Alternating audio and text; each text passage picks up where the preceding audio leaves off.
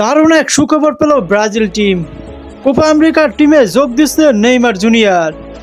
কোপায় quarter ফাইনালে উরুগুয়ের বিপক্ষে দেখা যেতে পারে নেইমার জুনিয়রকে, এমনটা জানিয়েছেন কোচ ডরিভাল জুনিয়র।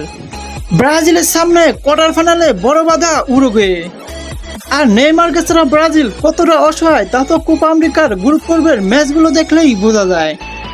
কস্টারিকা এবং কলম্বিয়ার সাথে ড্র, কোনো রকম পাস। ব্রাজিল চেনাটুনে কোয়ার্টার ফাইনালে প্রতিপক্ষ উরুগুয়ে, আর এই উরুগুয়ের বিপক্ষে নেইমারকে কতটা প্রয়োজন সেটা তো দেখলেই বোঝা যায়। তবে নেইমারের পাগলাটে ভক্তরা কোচকেই ধরে বসেন। কোচের উপর ক্ষুব্ধ, কেন নেইমারকে কোপা আমেরিকায় রাখা হচ্ছে না। নেইমার তো এখন মোটামুটি ফিট আছে, যেখানে মেসি খেলতেছে সেখানে নেইমারকে কেন খেলানো হচ্ছে না।